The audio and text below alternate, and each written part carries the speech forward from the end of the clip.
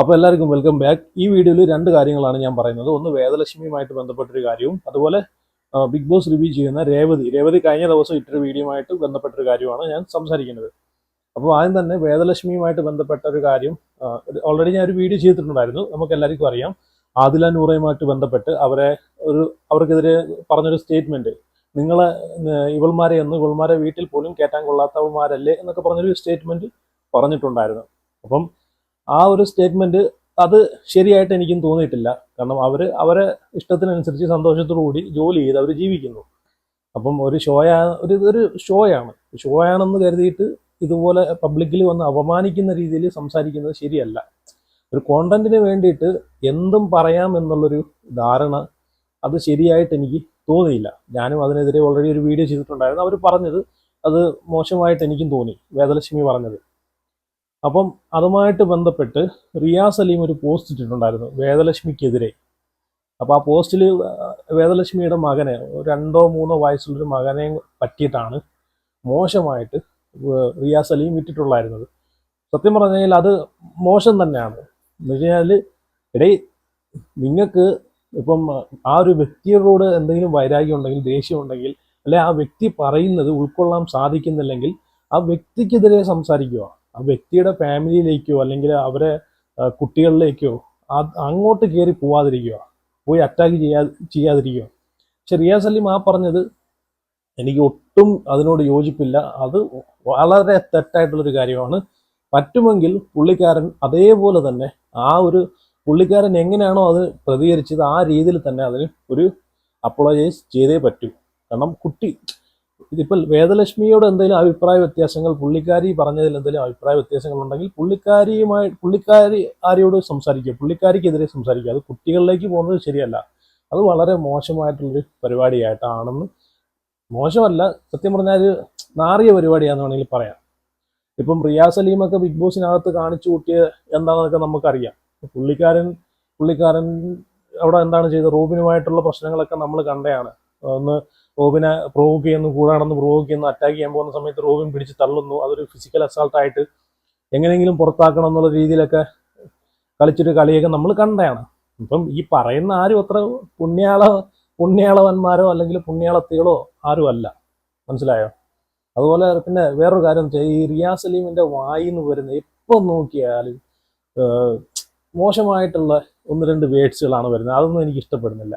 എന്ത് പറഞ്ഞാലും പുള്ളിക്കാരൻ 1-2 ഇംഗ്ലീഷ് വേർഡ്സുകളാണ് ഉപയോഗിക്കുന്നത്.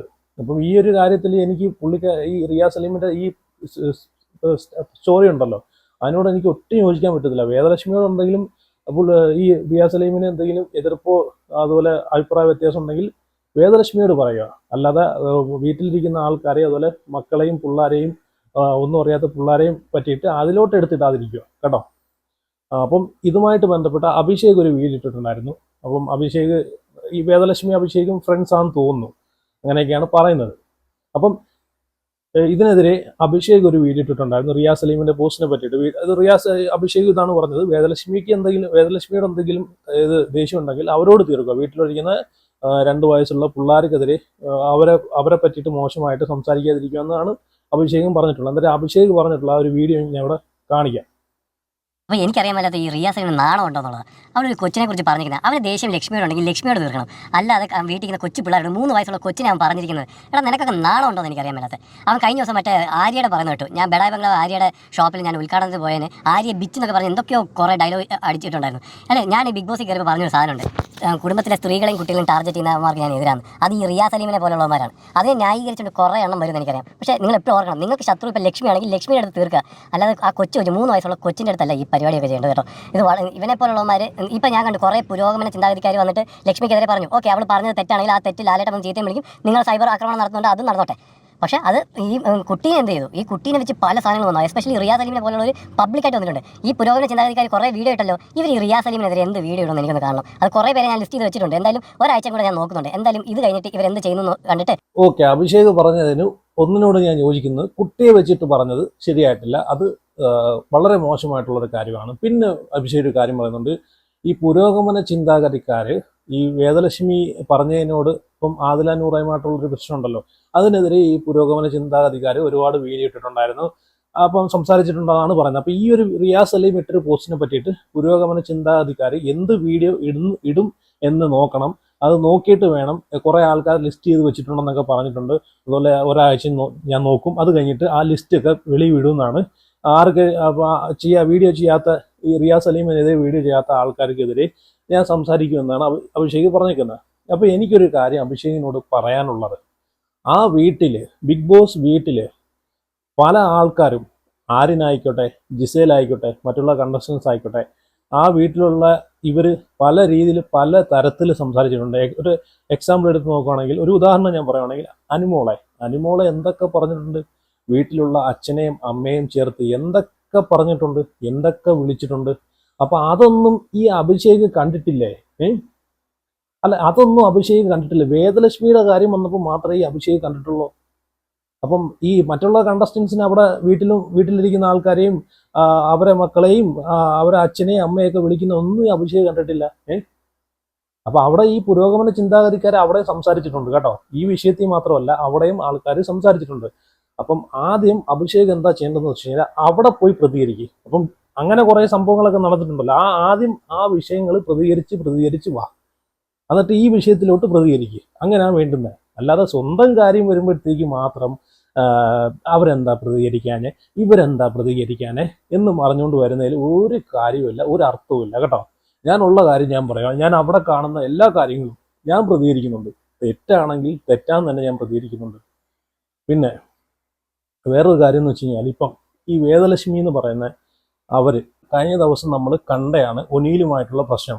ഈ വേദലക്ഷ്മിയുടെ ഒരു കാര്യം പറയുവാണെങ്കിൽ, എനിക്ക് മനസ്സിലായ ഒരു കാര്യം എന്ന് വെച്ച് കഴിഞ്ഞാൽ, കോണ്ടന്റിന് വേണ്ടിയിട്ട് എന്ത് വൃത്തികെട്ട പരിപാടിയും എന്ത് വൃത്തികെട്ട കാര്യങ്ങളും അത് രൂക്ഷമായിട്ട് അത് വളച്ചൊടിച്ച് പ്രശ്നം ഉണ്ടാക്കാൻ ഇവരെ കഴിഞ്ഞിട്ടേ ഉള്ളെന്ന് എനിക്ക് ഇന്നലത്തെ ഒനീലിന്റെ വിഷയമുണ്ടല്ലോ, മസ്താനിയെ കയറി ഇപ്പം വീഴാൻ നേരത്ത് കയറി പിടിക്കുന്നത്, അതുമായിട്ട് ബന്ധപ്പെട്ട് നടന്ന വിഷയത്തിൽ എനിക്ക് മനസ്സിലായി കോണ്ടന്റ് ഉണ്ടാക്കാൻ എന്ത് വൃത്തികെട്ട രീതിയിലുള്ള കാഴ്ചപ്പാടിലൂടെയും അത് അങ്ങനെ അങ്ങ് വരുത്തി തീർക്കാൻ വേണ്ടിയിട്ട് ഇവർക്കൊരു കഴിവ് പ്രത്യേകം ഉള്ളതായിട്ട് എനിക്ക് തോന്നി. കോണ്ടന്റിന് വേണ്ടിയിട്ട്, അല്ലാതെ വേറെ ഒന്നുമില്ല. എങ്ങനെയെങ്കിലും എന്ത് നാറിയ കളിയാണെങ്കിലും എന്ത് വൃത്തികെട്ട കളിയാണെങ്കിലും കളിച്ച് കോണ്ടന്റ് ഉണ്ടാക്കുമെന്നൊരു ചിന്ത മാത്രമേ ഈ വേദലക്ഷ്മിക്ക് ഉള്ള ഇന്നലത്തെ ഒരു സംഭവത്തോടി എനിക്ക് മനസ്സിലായി.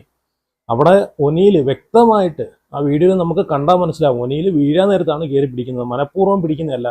പക്ഷേ അവിടെ അത്രയും ഒരു പ്രശ്നം, ആ ചെറിയൊരു കാര്യത്തിനെ അത്രയും വലിയൊരു പ്രശ്നമാക്കി ആ മറ്റുള്ള കണ്ടസ്റ്റൻസിന്റെ മുമ്പിൽ നാണം കെടുത്തുന്ന, അപമാനിക്കപ്പെടുന്ന രീതിയിൽ അതിനെ വലിയൊരു വിഷയമാക്കി രൂക്ഷമാക്കി അവിടെ കൊണ്ടുവന്നത് ഈ ലക്ഷ്മിയാണ് അല്ലേ.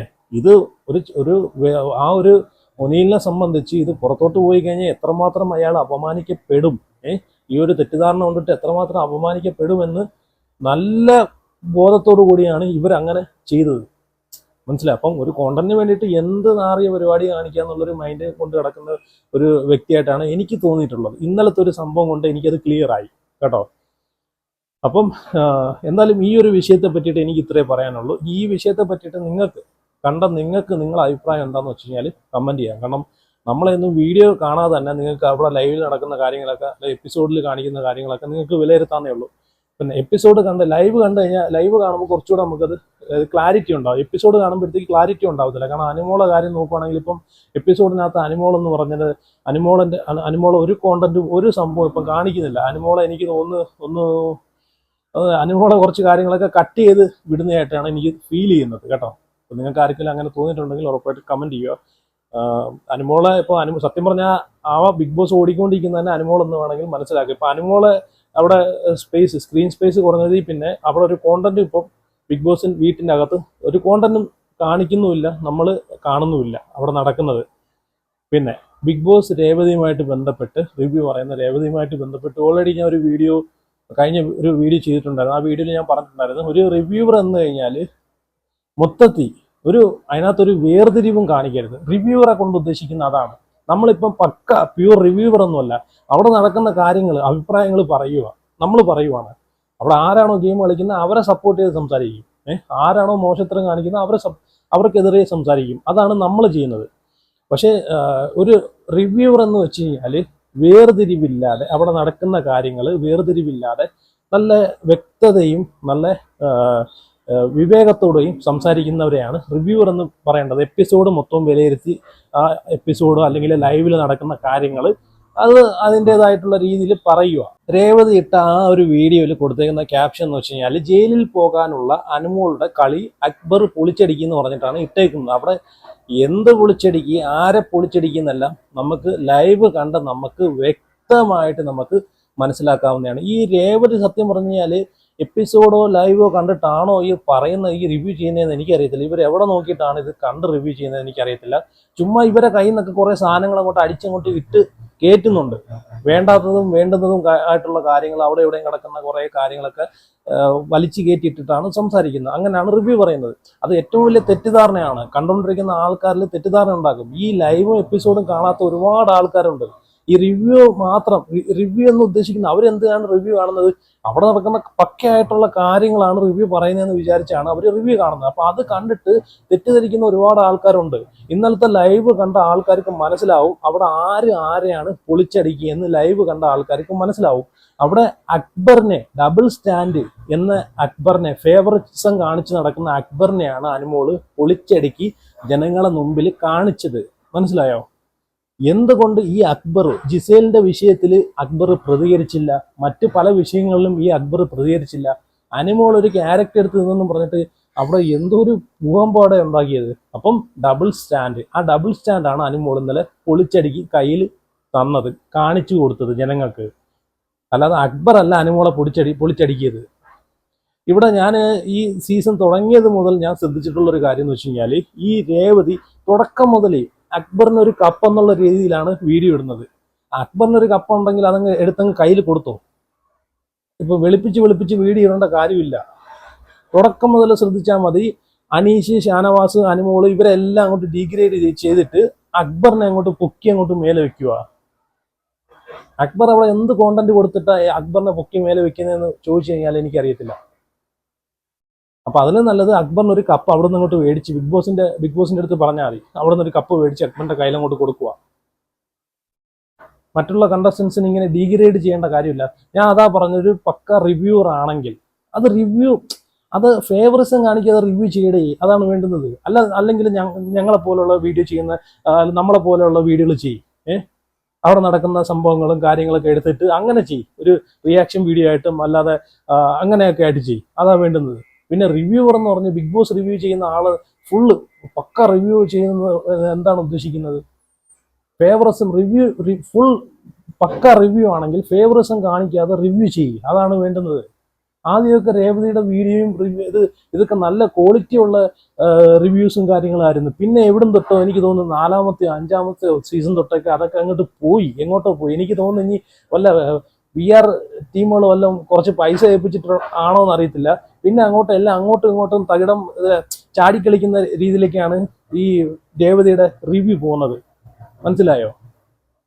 ഇപ്പം ഇത് പറയുമ്പോഴത്തേക്ക് പറയും അനുമോള് കുഞ്ഞമ്മയുടെ മോളാണോ എന്നൊക്കെ ചോദിച്ചുകൊണ്ട് കുറെ ആൾക്കാർ വരും. എടേ, ഇവിടെ അനുമോള് കുഞ്ഞമ്മയുടെ മോളും അല്ല, മാമന്റെ മോളും അല്ല, അല്ലെങ്കിൽ കൊച്ചാപ്പാടെ മോളും അല്ല. അവിടെ നല്ല രീതിയിൽ ഇത്രയും ദിവസമായിട്ട് അവിടെ ബിഗ് ബോസ് ഓടിക്കൊണ്ടിരുന്നത് അനുമോളിലൂടെയാണ്. അതുകൊണ്ട് മാത്രമാണ് അനുമോളെ സപ്പോർട്ട് ചെയ്യുന്നത്. ഒരു പ്രേക്ഷകൻ എന്ന നിലയ്ക്ക് ഞാൻ ഇവിടെ ഹോട്ട്സ്റ്റാറിൽ ഞാൻ ഒരു കാര്യം പറയട്ടെ, ഹോട്ട്സ്റ്റാറിൽ പൈസ കൊടുത്തിട്ടാണ് ഈ സാധനത്തിൽ കയറി കുത്തി അങ്ങോട്ട് വോട്ട് കൊടുക്കുന്നത്. മനസ്സിലായോ? അപ്പൊ വോട്ട് കൊടുക്കുന്നതിൽ എന്തെങ്കിലും ഗുണം വേണം. നമ്മൾ ചെലവാക്കുന്ന പൈസയ്ക്കും കാണുന്ന സമയത്തിനും വിലയുണ്ട്. മനസ്സിലായോ? അപ്പൊ അവിടെ നല്ല രീതിയിൽ ആരാണ് ഗെയിം കളിക്കുന്നത്, നല്ല രീതിയിൽ കോണ്ടന്റ് കൊടുക്കുന്ന ആരാണോ അവരെ ജനങ്ങൾ സപ്പോർട്ട് ചെയ്യൂ. അപ്പൊ അതുകൊണ്ട് മാത്രമാണ് ഞാനാണെങ്കിലും അനുമോളെ സപ്പോർട്ട് ചെയ്യുന്നത്. വേറൊരാൾ കയറി വരട്ടെ, അപ്പൊ അവരെ സപ്പോർട്ട് ചെയ്യാം. ഇതുവരെ അവിടെ ഒരാളും ഞാനൊരു കാര്യം എനിക്ക് മനസ്സിലായ കാര്യം എന്ന് വെച്ച് കഴിഞ്ഞാൽ ബാക്കിയുള്ള ആൾക്കാരെല്ലാം അവിടെ അങ്ങോട്ടും ഇങ്ങോട്ടും ചീത്ത വിളിക്കുക, മനഃപൂർവ്വം അടി ഉണ്ടാക്കേണ്ട ഒരു പ്രശ്നമില്ലാതെ തന്നെ അടി ഉണ്ടാക്കുക, മാസാണ് അല്ലെങ്കിൽ അതാണ് ഇതാണ് വെണ്ടയ്ക്കാന്ന് പറഞ്ഞിട്ട് വെളിയിലോട്ട് എന്തൊക്കെയോ പോകുന്നുള്ള ചിന്തയിൽ അവിടെ ഗെയിം കളിക്കുന്ന ഗെയിമല്ല, അങ്ങനെ ചിന്തിച്ച് അവിടെ ഓരോ കാര്യങ്ങൾ ചെയ്യുന്ന ആൾക്കാരാണ് കൂടുതലും അവിടെ ഉള്ള ആൾക്കാർ. ഇത് ഒരു കാര്യം മനസ്സിലാക്കി, ഇത് നന്മ മരത്തിനുള്ള സർട്ടിഫിക്കറ്റോ അല്ലെങ്കിൽ വേറെ എന്തിനുള്ള സർട്ടിഫിക്കറ്റോ വേണ്ടിയിട്ടില്ല. ഒരു 100 ദിവസം അവിടെ നല്ല രീതിയിൽ മൈൻഡ് ഗെയിമും നല്ല രീതിയിൽ ആൾക്കാരെ എന്റർടൈനിങ് ചെയ്ത് ബുദ്ധിപൂർവ്വം ഗെയിം കളിച്ച് കപ്പടിച്ചുകൊണ്ട് വരുന്നൊരു ഷോയാണ്. അപ്പോൾ ആ ഷോയിൽ അവിടെ ചെന്നിട്ട് നന്മമരം കളിക്കാനോ അല്ലെങ്കിൽ അത് കളിക്കാനോ ഇത് കളിക്കുന്ന ആൾക്കാരെ ജനങ്ങൾ അംഗീകരിക്കത്തില്ല. ജനങ്ങൾക്ക് വേണ്ടുന്ന ജനങ്ങൾ ചിന്തിക്കുന്നിടത്ത് ഗെയിം കളിക്കുന്ന ആൾക്കാരെയാണ് ജനങ്ങൾ സപ്പോർട്ട് ചെയ്യൂ. ജനങ്ങൾക്ക് വേണ്ടുന്ന രീതിയിൽ എന്തെങ്കിലും കൊടുക്കുന്ന ആൾക്കാരെ മാത്രമേ ജനങ്ങൾ സപ്പോർട്ട് ചെയ്യൂ. അപ്പൊ ഇത്രയും ദിവസമായിട്ട് അവിടെ അനുമോളല്ലാതെ വേറെ ഒരു മനുഷ്യനും അവിടെ ഒരു കോണ്ടന്റും കൊടുത്തിട്ടില്ല. ഈ കഴിഞ്ഞ 1-2 ലാലേട്ടൻ വന്നതിന് ശേഷം നമ്മൾ ആ ബിഗ് ബോസ് വീട്ടിൽ കാണുന്നതാണ്. ഫുള്ള് ഉറക്കമാണ്, അവിടെ ഒരു കോണ്ടന്റും ഇല്ല. അനുമോളെ അത്രയും വഴക്ക് പറഞ്ഞ് ഫയർ ചെയ്ത് അനുമോളെ തളർത്തിയോണ്ട് മാത്രമാണ് അനുമോളും പിന്നെ ഒരു കണ്ടന്റും പിന്നെ അനുമോൾ കൊടുത്തിട്ടില്ല. അതുകൊണ്ട് എന്താ ബിഗ് ബോസ് വീട് ഉറങ്ങിയെന്ന് തന്നെ പറയാം. പിന്നെ ഒരു കോണ്ടന്റ് അവിടെ വന്നിട്ടില്ല. അഖിൽമാരാർ വന്ന ആ ഒരു ദിവസം മാത്രം ഇച്ചിരി ഇളക്കം ഉണ്ടായിരുന്നു. അത് അവർ പോയി കഴിഞ്ഞപ്പോൾ അതും ഇല്ലാതായി. അപ്പോൾ എന്തായാലും ഇത്രയൊക്കെ എനിക്ക് പറയാനുള്ളൂ. നിങ്ങളുടെ അഭിപ്രായങ്ങളൊക്കെ കമന്റ് ചെയ്യുക. നിങ്ങൾക്ക് ഇതുപോലെയാണ് തോന്നിയിട്ടുള്ളതെന്ന് എനിക്കറിയത്തില്ല. എന്തായാലും നിങ്ങൾക്ക് ഇതുപോലെയാണ് തോന്നിയിട്ടുള്ളതെങ്കിൽ നിങ്ങൾ ഉറപ്പായിട്ടും കമന്റ് ചെയ്യുക.